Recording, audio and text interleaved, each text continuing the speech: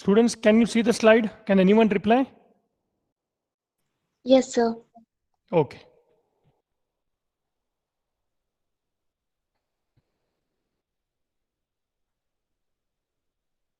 Okay. Today's class is concerned. We'll discuss about managing the conflict. See, conflict is concerned. There is no problem more central to human relations than conflict. And conflict is increasing in organizations. So a conflict exists whenever people are in disagreement and opposition, correct?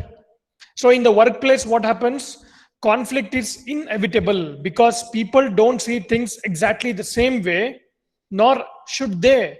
An organization success is based on how well it deals with conflicts. So if you ask me, sir, conflict is there in each and every organization.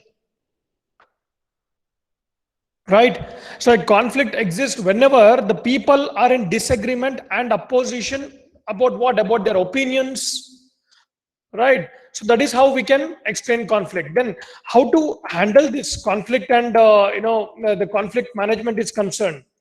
See, many leaders are constantly exposed to conflict because all of us are not working in vacuum, right? So we are working with people. So handling conflict constructively is an important leadership skill. Ability to resolve conflicts will have a direct effect on leadership success. See, the psychological contract is broken for two primary reasons. Or before going to that, all the human relations rely on the psychological contract. The psychological contract is the underwritten implicit expectations of each party in a relationship. So at workplace, what happens, students? You have a set of expectations of what you will contribute to the organization. It can be in the form of your effort. It can be the time what you have dedicated for a particular job or the skill and what it will provide to you. For example, the expectations from the employees could be the compensation or salary hike or job or satisfaction.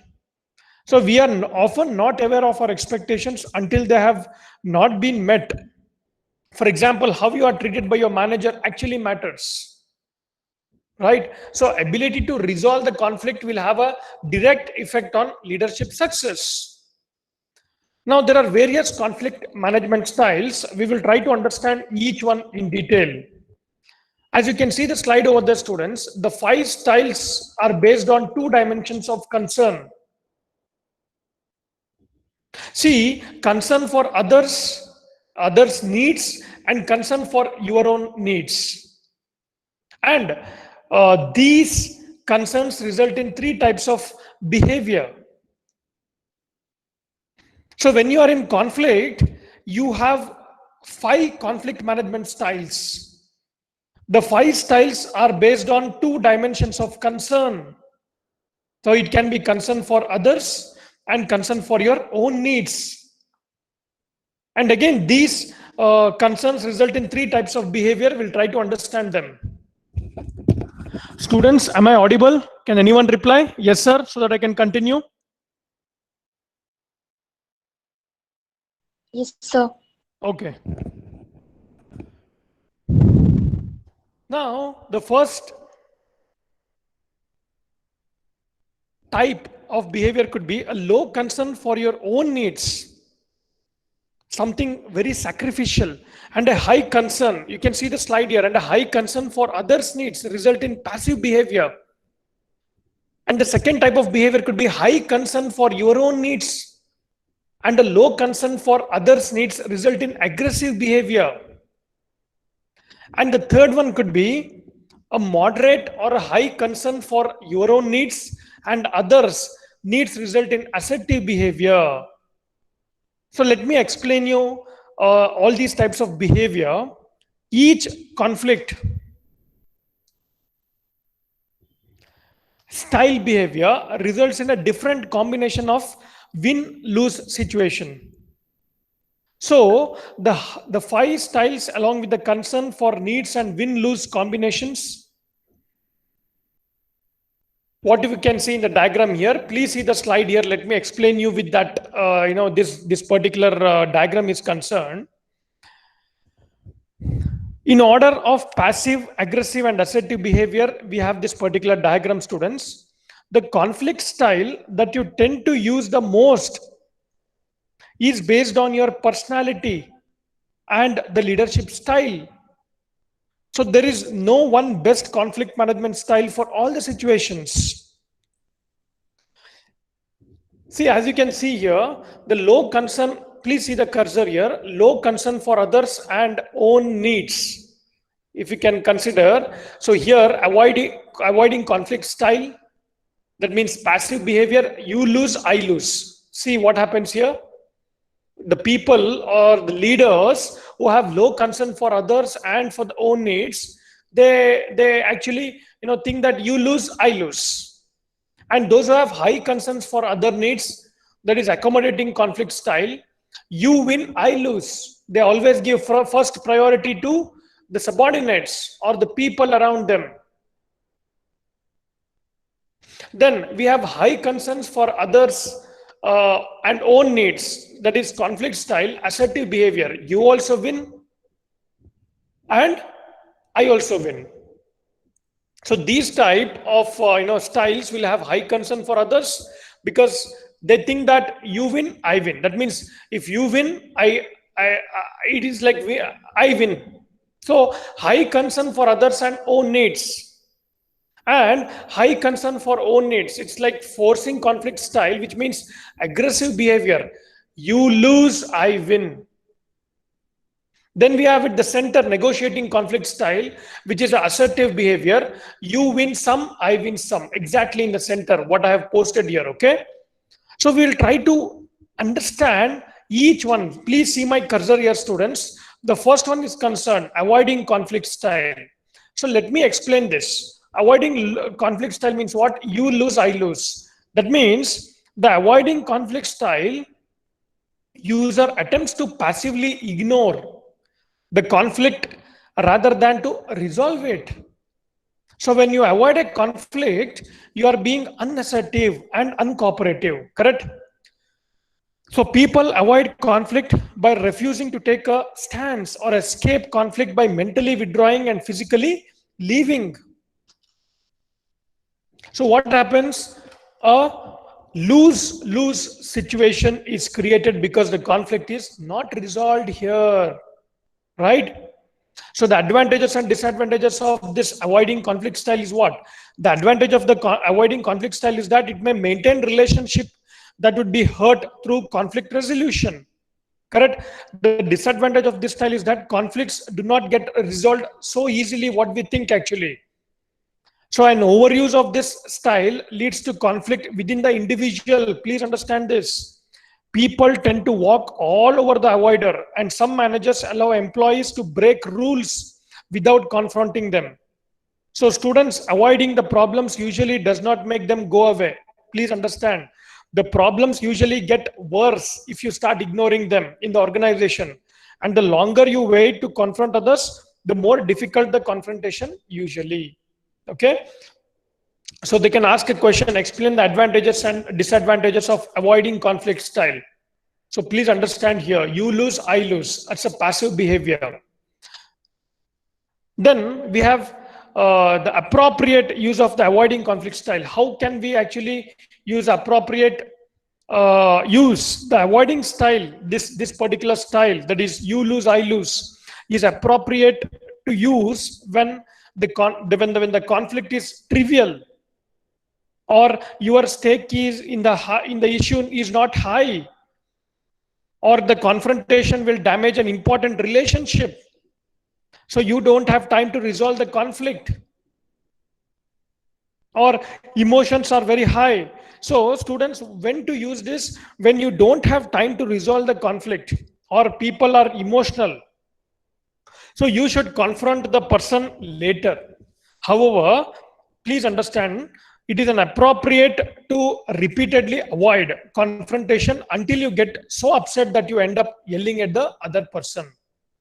Okay. Next, we will understand, see my cursor here, accommodating conflict style. So what happens in case of accommodating conflict style? High concern for others' needs. So it is like you win, I lose. So we'll try to elaborate on this accommodating conflict style. See, the accommodating conflict style user attempts to resolve the conflict by passively giving it to the other party. So when you use the accommodating style, you are being unassertive but cooperative. So you attempt to satisfy the other party, neglecting your own needs by letting others get their own way. So it's like how a win-lose situation is created. You can see here, I've mentioned in the diagram. So a win-lose situation is created as you try to please everyone. I think we have encountered such people, right? Such personality in our life. So what they think is they try to please everyone in the organization.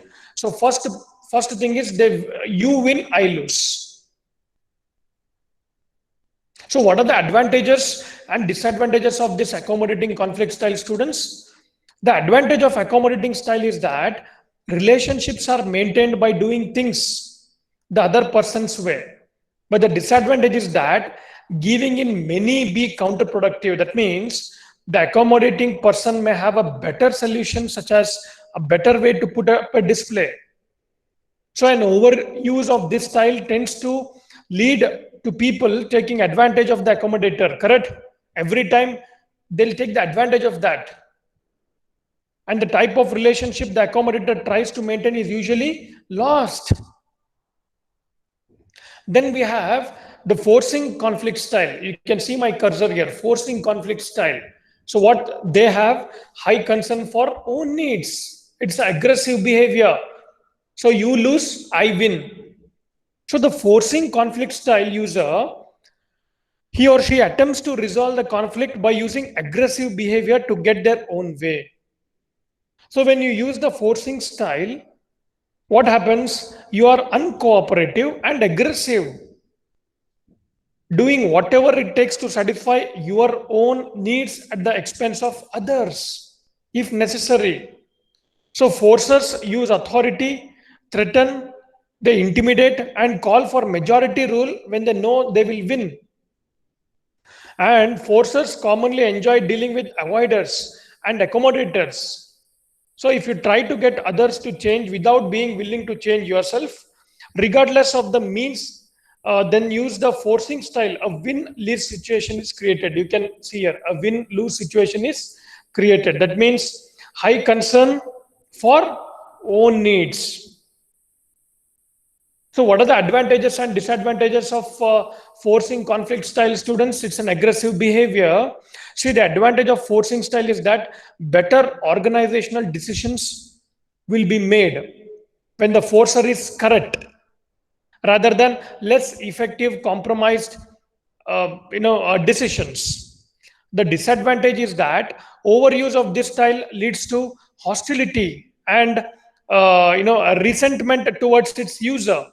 So forces tend to have poor human relation, correct? No, if you are forcing someone towards a particular job, even though if he is not interested, or if you're not cooperative in the organization, if your manager is not cooperative, unnecessarily giving you deadlines and forcing you to complete the task even though it is not possible, so it's like an aggressive behavior. You cannot force anyone. So ultimately what happens? You lose, I win.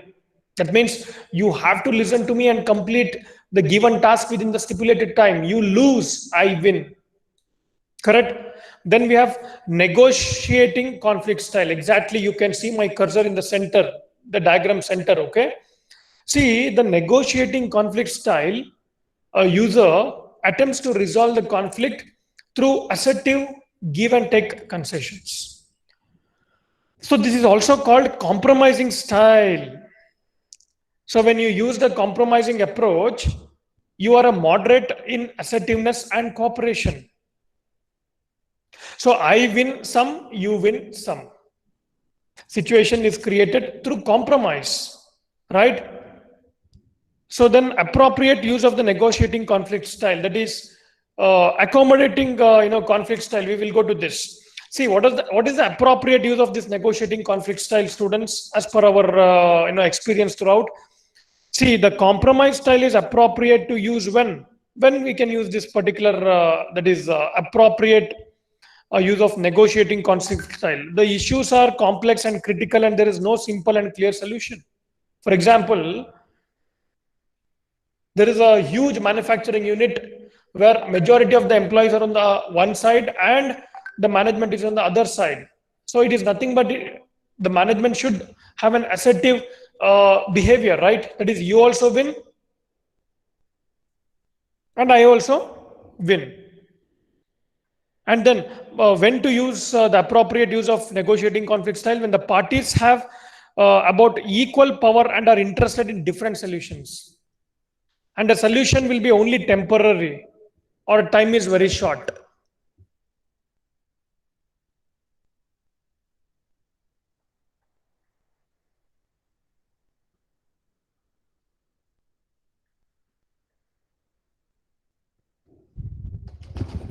Students, am I audible? Can anyone reply?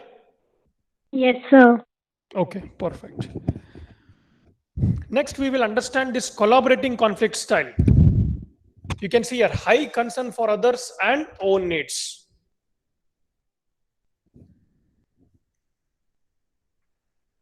So let me explain what exactly you mean to say. Collaborating conflict style. The collaborating conflict style user assertively attempts to jointly resolve the conflict with the best solution agreeable to all the parties. And it is also called the problem solving style. See, when you use the collaborating approach, you are being assertive and cooperative. Correct? Although avoiders and accommodators are concerned about other needs and forces are concerned about their own needs, the collaborator is concerned about finding the best solution to the problem that is satisfactory to all the parties. Correct? So while negotiating is often based on secret information, collaboration is based on open and honest communication. So this is the only style that creates a true win-win situation. I'm repeating once again, students. Collaborating conflict style. You can see my cursor here. Collaborating conflict style, wherein high concern for others and for the own needs. So this is the only style that creates a true win-win situation. Right? So what are the difference between the negotiating and collaborating styles?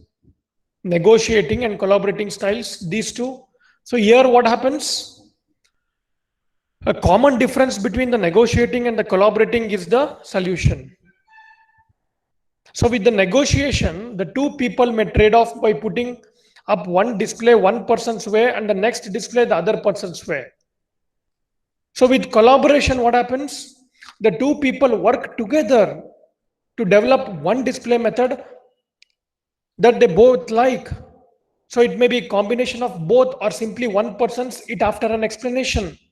The other person really agrees that the method is better. And the key to collaboration is agreeing that the solution is the best possible one. So what we understood now, students, we understood that each conflict style behavior results in a different combination of win-lose situation.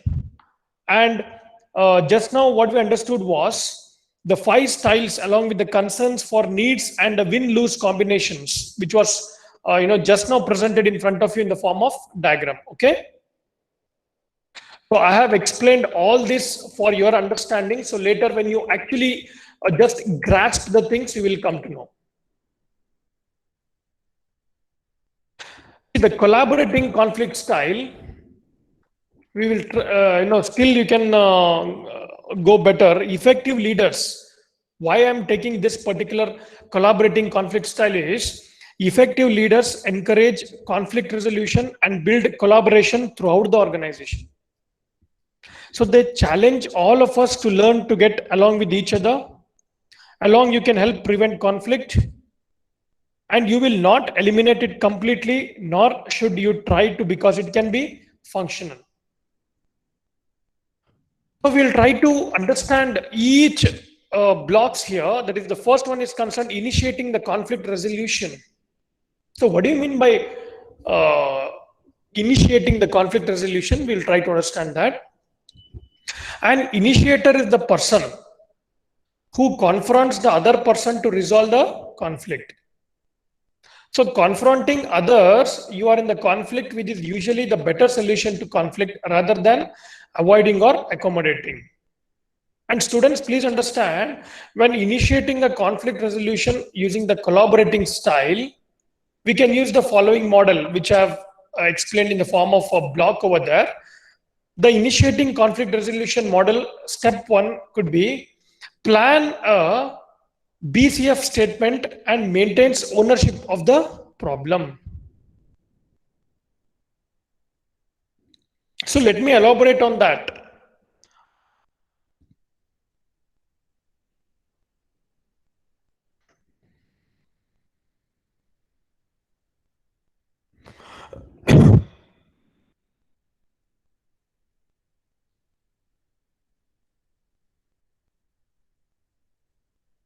So what is this BCF statement? Plan a BCF statement that maintains ownership of the problem. It is B means what? Behavior, consequence, and the feelings. So first thing is you have to plan a BCF statement: behavior, consequence, and F means what? The feelings that maintains ownership of the problem, and present your BCF statement and agree on the conflict. And as you can see, the step 3 over there, ask for or give alternative conflict resolution. And finally, make an agreement for the change. You can see over there, the BCF model, it's called, that is behavior, consequence, and the feeling model describes a conflict in terms of behavior, consequence, and feeling. So, when I say step 1, that is plan a BCF statement that maintains ownership of the problem, what do you mean by that? Planning is the starting management function and the starting point of initiating a conflict resolution. So the BCF model describes a conflict in terms of behavior, consequences, and feelings. So when you do BCF and BCF, for example, when you smoke in my room, that's a behavior. When you smoke in my room, behavior, I have trouble breathing and become nauseous, that is the consequence, and I feel uncomfortable and irritated, that is the feeling, correct? You just imagine you are sitting and working in your cabin over there, and some of your friend or colleagues will come and start smoking. So what happens? That means his behavior will make your breathing trouble and become nauseous. That is the consequence, and you feel uncomfortable and irritated, right? So what you can vary the sequence by starting with the feeling or the sequence to fit the situation and provide the variety. For example, let me give an example. I fear, that is the feeling, that the advertisement is not going to work, that is the behavior, and that we lose money, that is the consequence. So when developing your opening BCF statement, you should be very descriptive, not evaluative. So keep the opening statement short. The longer the statement, the longer it will take to resolve the conflict. Then after that, you should go to responding to conflict resolution. See here the second block or the middle block, what I've mentioned, you can see the cursor here. Step 1 says, before going to step 1, as the responder, an initiator has confronted you. So here's how to handle the role of a responder to a conflict. So most initiators do not follow the model. Therefore, the responder must take responsibility for successful conflict resolution. He has to follow certain steps, students. The step 1 could be, listen to and paraphrase the conflict using the BCF model. Or the step 2 could be agree with some aspect of the complaint. And the third one could be ask for or give alternative conflict resolution. And the fourth could be make an agreement for change. Right? So what happens now? You are listening to me, okay, but when you actually practically start working in the organization, this conflict management is concerned, it's an art. So how to handle the conflict, whether a leader is concerned, whether two parties will go to a leader and they'll ask that this is the problem what I'm facing from my colleague. Then the leader, being the leader, what he is doing is manage the conflict, right? Then the third block is concerned, the last, that is mediating conflict resolution. See what happens here. Frequently, the conflicting parties cannot resolve their dispute alone. In these cases, a mediator should be used. Correct? Normally, when we quarrel, what happens? We have seen when we quarrel, a mediator, we'll be using a mediator. Please come and mediate this quarrel, or be in the middle. And what he is doing is wrong. And what that person will do, he'll bring mediator from his side. But normally, whom do we call a mediator, students? A mediator is a neutral third party who helps to resolve the conflict. Correct? But some organizations have trained and designated employees as mediators.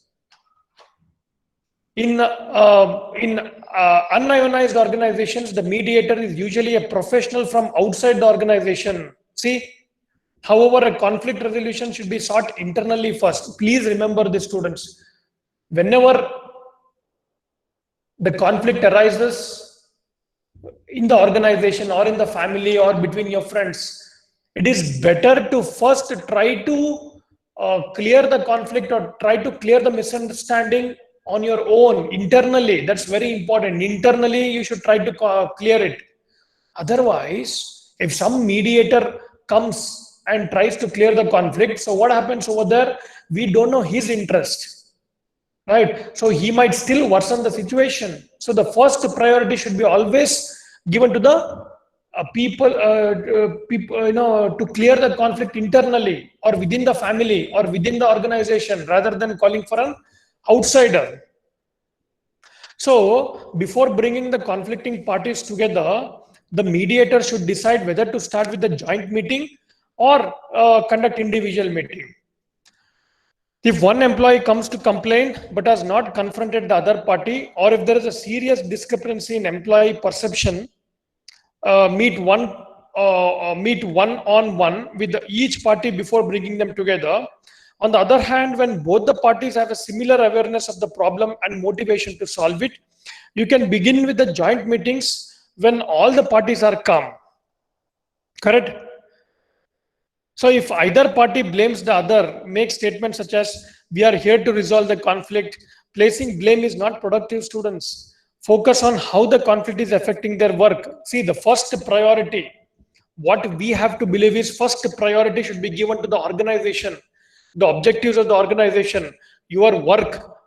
Then comes the secondary interest. First, the priority should be always the organization. So, if the conflict has not been resolved, an arbiter may be used. Whom do we call an arbiter? An arbiter is a neutral third party who makes a binding decision to resolve the conflict. So the arbiter is like a judge, please understand, and their decision must be followed. However, the use of arbitration should be kept to a minimum because it is not a collaborative conflict style. So arbitrators commonly use a negotiating style in which each party wins some and loses some. So mediation and then arbitration tends to be used in the management labor negotiations when collective bargaining breaks down and the contract deadline is near. So what we studied just now, the BCF model the BCF model, which describes a conflict in terms of behavior, that is B, consequence, that is C, and feeling, that is F, that is BCF. Okay, so I've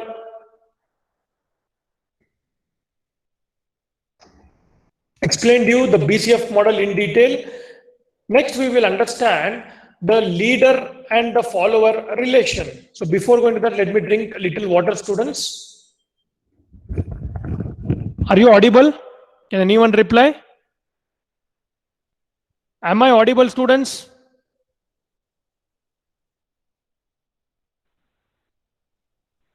Yes, sir.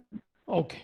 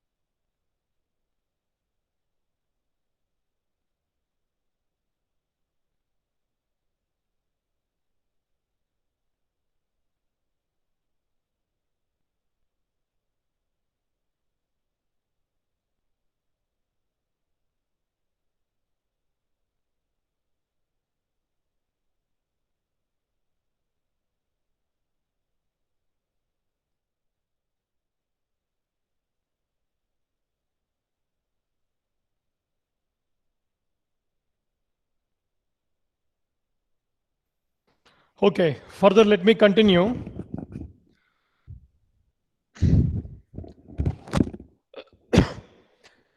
Charisma is concerned, or we say charismatic style.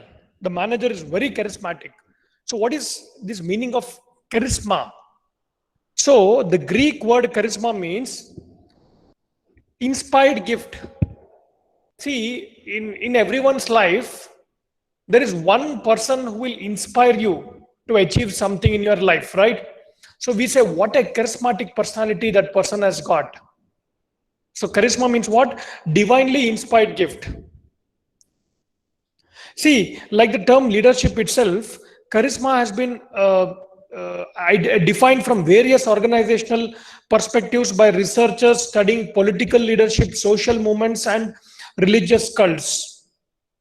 So, nevertheless, there is enough consistency among these definitions to create a unifying theme.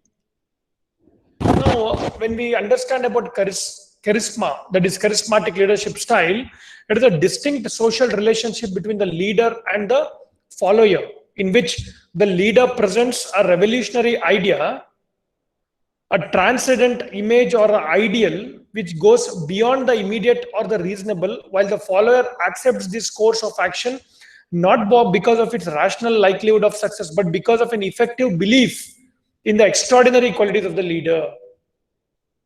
See, if someone whom you trust very much in your life, if someone whom you are so much confident in your life, so what happens? Whatever he or she will tell you, he will try to follow that, right? We will try to follow, accept this course of action, not because of its rational likelihood of success, but because of what? Because of an effective belief in the extraordinary qualities of the leader. When we speak about the charismatic versus the non-charismatic leaders, over the years, not now, over the years, scholars from different fields uh, have done a lot of research on the charismatic leadership. Perhaps the most controversy concerns the locus of charismatic leadership. The attribution of charisma to some leaders is believed to depend on four behavior attributes that distinguish charismatic from non-charismatic leaders. See, sometimes we say, no, the moment I go to office or the moment I go to the workplace, my mood is off. The moment I see a person in the office, my mood is off because he's non-charismatic. He will not inspire me, right? So, what are the on what parameters we can distinguish charismatic from the non-charismatic leaders? We'll try to understand. See, dissatisfaction with status quo. That means charismatic leader, the more idealized or discrepant the future goal is from the present status quo, the better. And the greater the gap from the status quo, the more likely followers will attribute extraordinary vision to the leader. And the second important point would be compelling nature of the vision. See, charismatic leaders have the ability to articulate an ideological and inspirational vision, a transcendent vision that paints or promises a better future than the present. That means for the employees or for the subordinates or whom do you feel that is a charismatic leader, you have seen his work. You have seen what vision he has got. Correct? So what happens here? An inspirational vision, a transcendent vision that paints or promises to you that a better future will be present. So automatically what you will do, you will listen to that particular person. And then use of unconventional strategies for achieving desired change.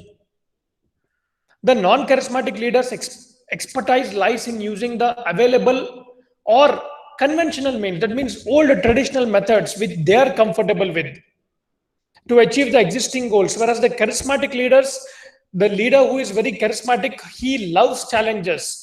He loves to work with a challenging environment. So his expertise lies in using the unconventional means to transcend the existing order. He tries to identify the new ways to complete the project within the deadline. Then awareness for resource needs and constraints. See, the charismatic leaders are also very good strategists, and non-charismatic leaders fitting with their focus on maintaining the status quo. So these are the four important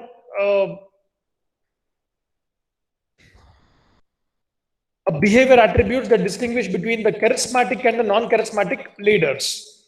So next we'll have charismatic leadership means what? All of you understood the effects of charismatic leadership, or whom do we call a charismatic leader? The term charismatic leadership has generally been defined in terms of the effects of the leader on followers, or in terms of the relationship between the leaders and the followers. And students, please understand it's a very complex paradigm that has generated a number of theories regarding its nature, causes, and even the implications for organizational performance. From Weber's early conceptualization of the theory as a distinct style of leadership, contemporary leadership theorists have taken the view that charismatic leadership is a variable. That is, it's a matter of degree, and have made significant advances in discovering the unique patterns of behavior, the psychological motives, and personality traits of leaders that are correlated with the varying levels of charismatic effects on followers. See, as a HR leader in the organization, it will be your duty to identify, to compensate, to give hike for the employees who are actually working better. You are actually creating the true leader. See, among the charismatic leaders of different cultural backgrounds, there are similarities that may be attributable to their intrinsic and the universal human desires for autonomy, achievement, and morality. So some of these effects include the charismatic leader's ability to garner strong personal attraction from followers, then articulate a compelling and evocative vision, then enhance followers' self-conceptions. I think you have experienced this. The moment some leader will tell, all the followers will try to follow that. It is why? Because of the vision what he has got, because of the strong command what he has got on all the followers, because the followers will trust him blindly, and whatever he says they'll try to follow. See, focus of the locus of charismatic leadership. Charisma is primarily the result of what? The result of the situation or social climate facing the leader. And please understand this, over the years, the researchers from different fields have commented on Weber's conceptualization of charismatic leadership. Perhaps the most controversy concerns the locus of charismatic leadership is, what is that? Is charisma primarily the result of either the situation or the social climate facing the leader? Or you can see the cursor here, the leader's extraordinary qualities, or it can be an interaction of the situation and the leader's qualities. Now let me elaborate on that, students. Proponents of the view that charismatic leadership could not take place unless the society was in a crisis, argue, than before an individual with extraordinary qualities could be prescribed, could be perceived as a charismatic leader. The social situation must be such that followers would recognize the need for the leader's qualities. Finally, there are those who believe that charismatic leadership does not depend on the leader's qualities or the presence of a crisis alone, but rather that is an interactional concept. So most theorists now view charisma as the result of follower perceptions and reactions influenced not only by the actual leader characteristics and behavior, but also by the context of the situation. So the effect of this charismatic leadership, effects that charismatic leadership has on follower motivations, effectiveness and satisfaction, as well as organizational performance. See, students, ultimately what we have to understand here is, if the leader is very effective, charismatic, so ultimately the productivity of the organization increases. More and more people or the employee or the subordinates are willing to listen to him. Otherwise, you cannot force or strongly impose certain things on the people. They cannot simply do it with wholeheartedly. It all depends on the leader. So what are the effects of charismatic leadership? Please understand, explain the effects of charismatic leadership. It is very easy for you to explain that. What happens? Follower trust in the rightness of the leader's vision. So whatever the leader will say, very politely, obediently, the follower will try to achieve that. Then similarity of followers' beliefs and value to those of the leader. Then heightened sense of self-confidence to contribute to accomplishment of the mission. Then acceptance of higher or challenging goals, because the leader is very charismatic and he has a passion to work in the challenging environment, to take the challenging projects are concerned. So what happens? Acceptance of higher or challenging goals. Then identification with and emulation of the leader. So unconditional acceptance of the leader means what? The leader will try to be a mentor. He will guide all his people. And strong affection for the leader will be there. The followers will be having a strong affection towards the leader because they believe him, they trust him, they believe in his words, they believe in his action.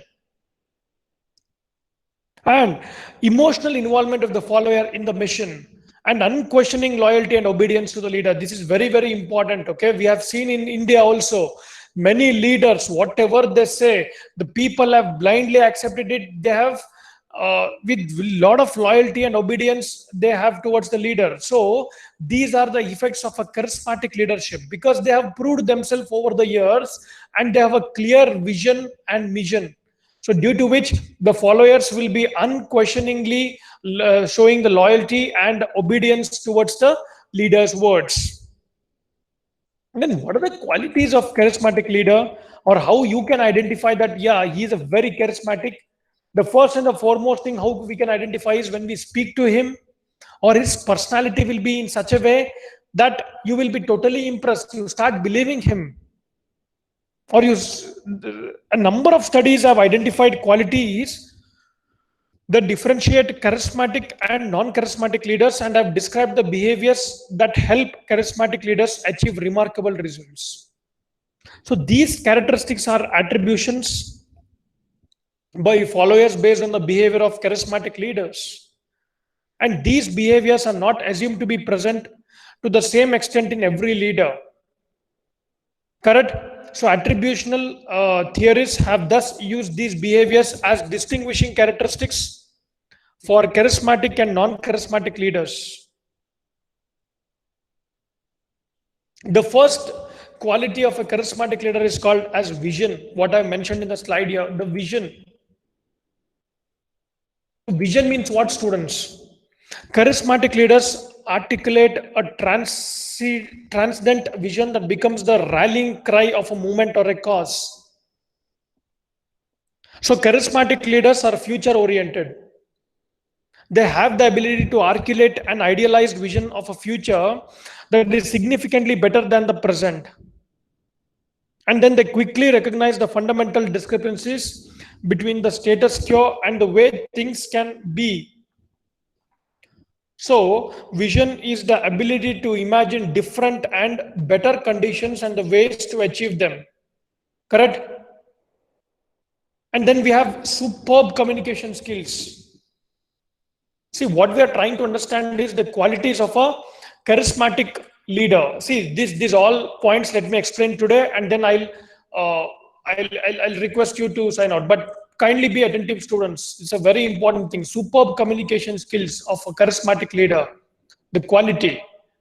In addition to having a vision, the charismatic leaders can communicate complex ideas and goals in clear, so that everyone from the top management level to the bottom level of the organization can understand and identify with their messages.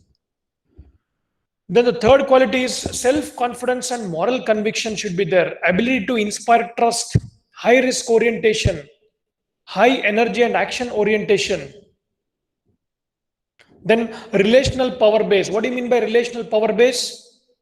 See, the key dimension of charismatic leadership is that it involves a relationship or interaction between the leader and the followers.